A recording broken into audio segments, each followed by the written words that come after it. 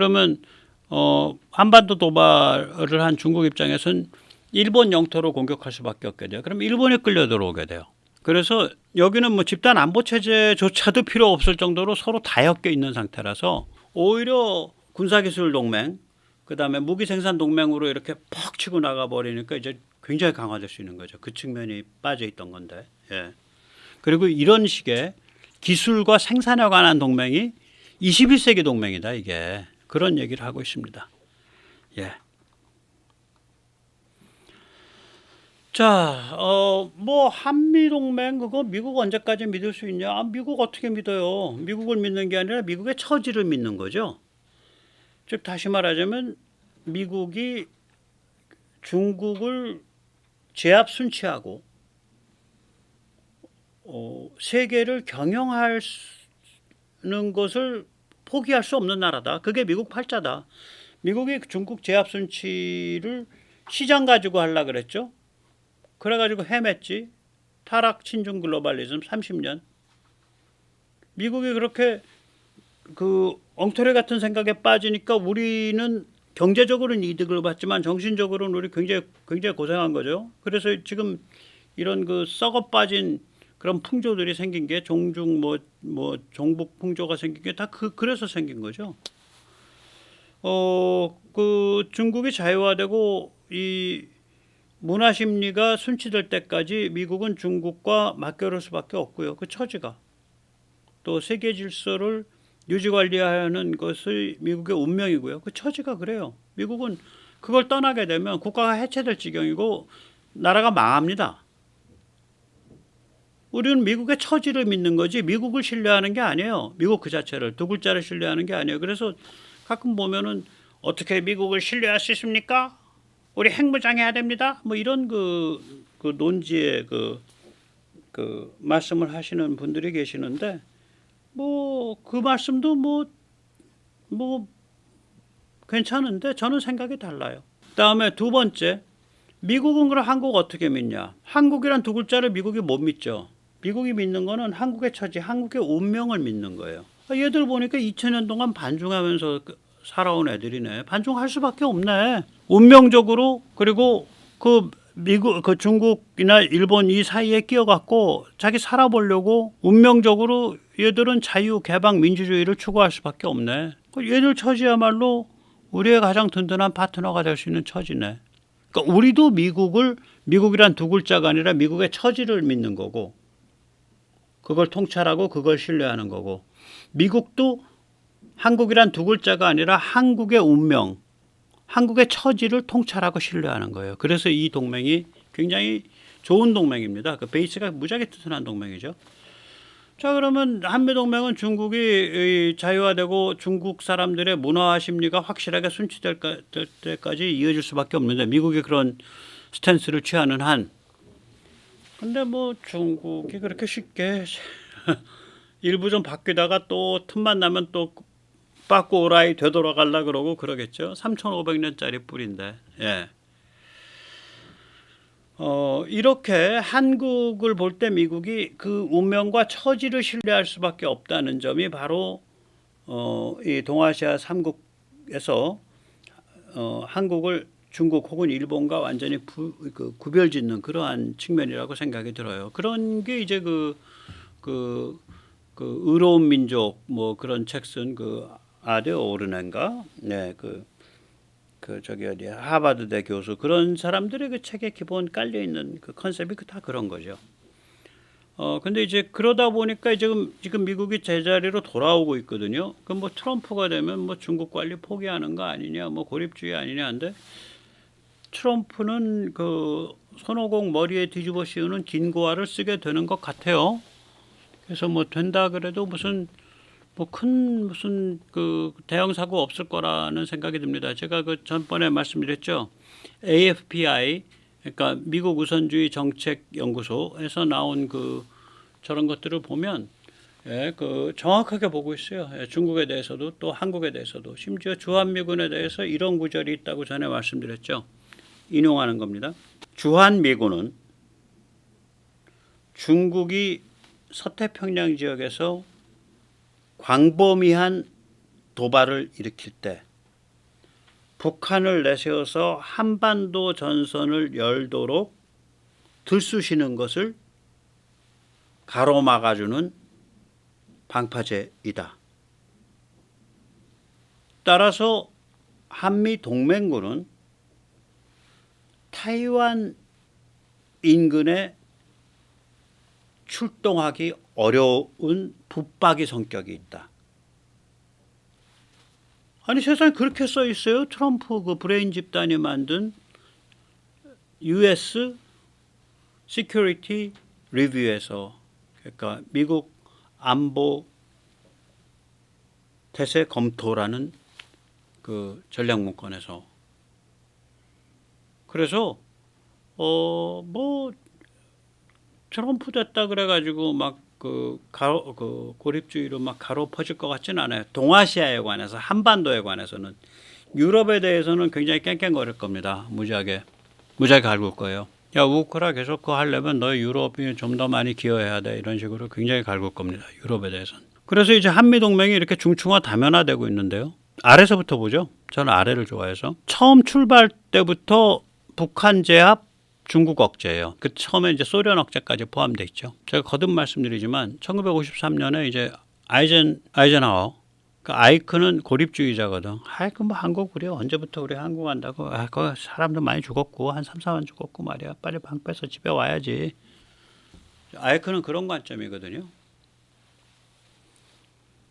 그러니까 이제 휴전을 막 밀어붙였죠. 그러니까 우남 이승만이 미국 손을 딱 붙잡고, 야, 북한 뒤에는 중국과 소련이 있는데 너희 방 빼서 더블백 싸갖고 가버리면 우리 보고 중국 소련 감당하라는 소리냐? 너 여기 말뚝 좀 박아야 돼. 뭐 방 빼겠다고? 내가 두 가지 할게. 너희 지금 휴전하려고 그러지? 근데 상대방은 휴전에까지 핵심적 조건으로 모든 포로의 석방 요구하지? 너희 한번 당해봐 임마. 방공포로 석방. 걔들은 모든 포로의 귀환이 핵심 조건이었어요. 그래서 방공포로 석방이 휴전협상을 깨버리자는 얘기예요. 그게 시그널이. 미국 꼭지 돌았죠. 그때 우남 이승만 죽이려고 그랬습니다. 암살하려고 그랬어요. 근데 그러면은 그 뒤가 감당이 안 되니까 암살 못했지.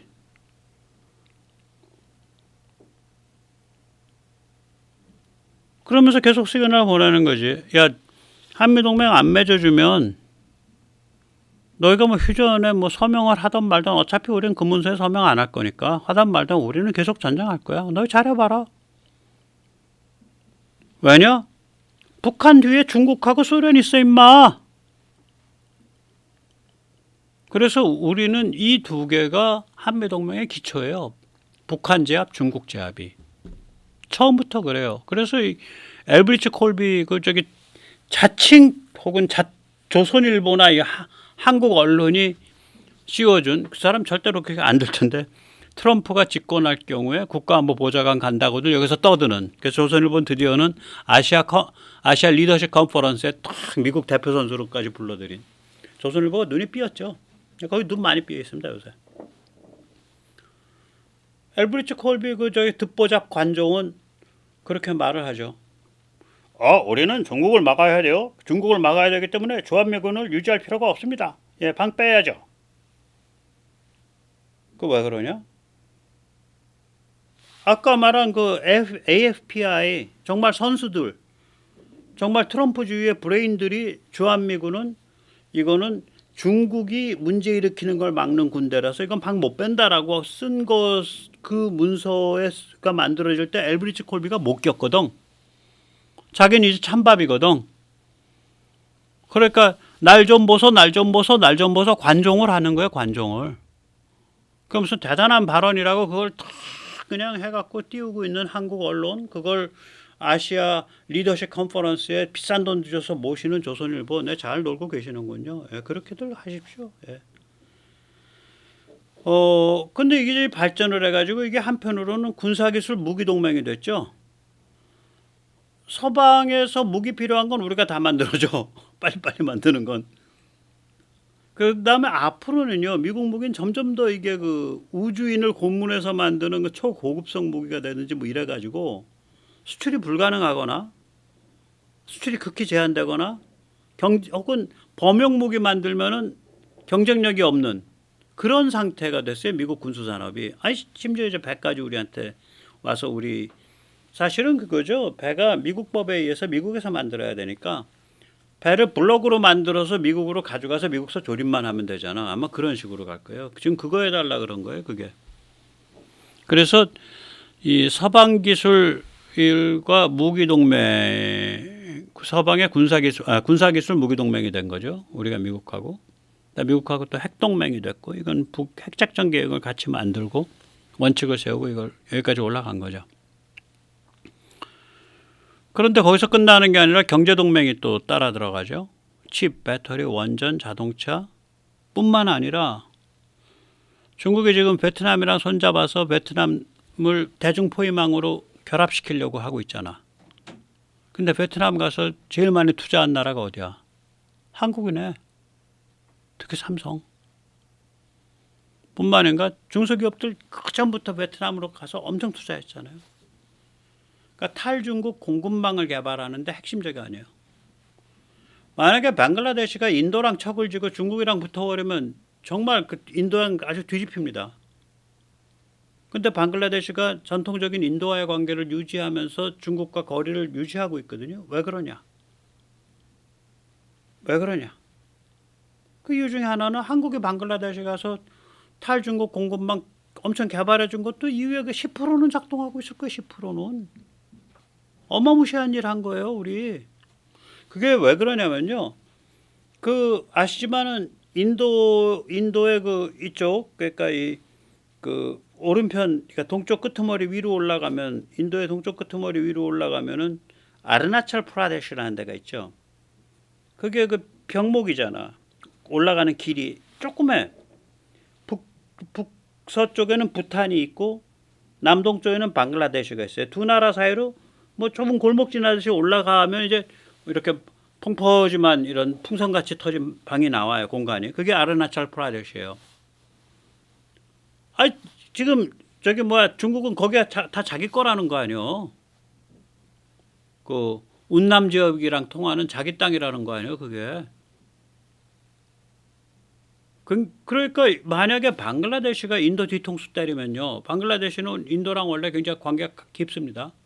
그런데 중국한테 회유당해가지고 방글라데시가 인도 뒤통수를 쳐버리게 되면 인도는 말하자면은 정말 아르나찰 프라데시 날아가는 수가 있죠. 지금 방글라데시 어떤 좀 더 정의로운 그런 거 거기 뭐 제가 꼭 뭐 5.18 무슨 뭐 저기 그 유공자 뭐 이런 얘기는 하고 싶지 않은데 뭐 그 비슷하게 말하자면 그 뭐 독립에 그 방글라데시 독립에 기여한 사람들 그 지금 집권당 쪽에 모여 있죠. 그 대대손손이 좀 이렇게 호의를 봐주는 금숟가락까지는 안 되더라도 금도금 숟가락을 이렇게 입에 꼽아주는 그런 제도가 있나 봐요. 그거 가지고 지금 유혈 데모 터져가지고 사람 죽어나가고 그러잖아요. 참 우리나라는 다행이죠. 뭐 5.18 민주화로 그렇게 대대손손이 증손자 고손자까지 했으면 여기도 참 큰일 날 뻔했죠. 예. 뭐 본인이나 한 아드님 따님 정도에서 끝나게 해야 다행이지. 예. 그래서 참 그 특정 지역에 상식이 있는 거예요. 예. 방글라데시에 비하면. 어쨌거나 방글라데시 거기까지는 상당히 그 합리적인 저항인데 이제 그 뒤에 이런 걸 틈타 가지고 이제 반중 세력이 들어온다, 종중이 들어온다 이래버리면 이제 골 아픈 거죠. 마치 우리나라 민주화 틈타서 종중이 장악하고 있듯이. 예. 신경 좀 많이 써야죠. 어쨌거나 우리가 이런 경제 동맹 역할을 엄청나게 해주고 있죠. 그리고 마지막으로 소프트 파워를 통해서 우리가 문화 가치 전도사를 하잖아요. 제가 말씀드리잖아요. 한류가 왜 매력이 있냐. 유럽의 백그라운드가 아니더라도 북미가 백그라운드가 아니더라도 현대 문명을 흡수하고 그 내장된 가치, 개인, 자유 이런 걸 완전히 내면화시키고 그걸 자기 마음대로 변주할 수 있는 그럴 수 있다. 즉 현대 문명 안에 내장된 그 인류 보편의 가치가 있다. 이거를 증명한 거예요. 그러니까 보고 있으면 재밌지. 저거 굉장히 뭐 좀 이상하게 그 약간 야만스럽기도 하고 좀 이상한 문화인데 가만히 보고 있으면 글쎄 우리랑 똑같네. 선진국은 선진국대로 그렇게 느끼고 이제 그 개발도상국 입장에선 그 개발도상국에 있는 사람들이 보면 맞아 현대 문명을 저렇게 변조해서 자기 코드로 녹여내는구나. 우리도 할 수 있겠네. 그렇게 되는 거지. 그럼 이거야말로 어마무시하게 이거야말로 중국 특색 사회주의, 중국식 현대화. 그들 용어가 그거 아니에요? 시진핑 아재 용어가 중국식 현대화에 대한 사망 선고예요. 한류는 중국식 현대화에 대한 사망 선고입니다. 그런 거 없어. 시진핑의 글로벌 시빌리제이션 이니셔티브 GCI라는 거 있습니다. 그 사람 무슨 글로벌 이니셔티브가 많아. BRI도 글로벌 이니셔티브의 하나죠. 그 벨트 앤 로드도 그 1대1로도. 그 글로벌 이니셔티브를 좋아해. 그 시진핑 아재는. 뭐 통이 크니까 글로벌로 노는 거지. 그거 보면 현대 문명만 문명입니까? 서양 문명만 문명입니까? 우리 중국도 문명이고 푸틴의 러시아도 문명이고 남아공의 그 흑인 아재들이 이끌고 있는 것도 문명이고 다 문명입니다. 문명이 다원적으로 다극적 질서를 유지하는 포용적 세계 질서, 인클루시브 월드 오더를 우리가 추구해야 됩니다. 물론 인클루시브란 단어, 포용적이란 단어는 원래 LGBTQ 말하자면은 여성 동성애, 남성 동성애, 뭐 양성애, 뭐 성전환, 뭐 기타 등등 이걸 다 끌어안자라는 단어지만 우리는 그것과 상관없이 우리가 말하는 포용적이라는 건 중국 빨갱이, 러시아 마피아, 남아공 타락한 마피아 권력자들 이거 다 김정은 다 끌어안고 가자. 그런 포용적인 관점을 우리는 평화스럽게 주장하는 바입니다. 뭐 이런 거 아니에요 지금. 진핑이 아재 말이 그거라고. 그 사람이 말하는 중국이 요새 인클루시브 포용적이란 단어 얼마나 많이 쓰는데요. 굉장히 많이 써요. 원래 포용적이란 단어는 인클루시브네스는 저거잖아요. 그 LGBTQ잖아 원래. 우리도 뭐 민법상 부부할 수 있어. 우리도 민법상 부부라는 제도 안에 포용시켜줘. 이거 아닙니까?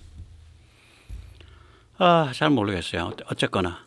근데 이제 중국은 이제 그 포용적이란 단어를 빼갖고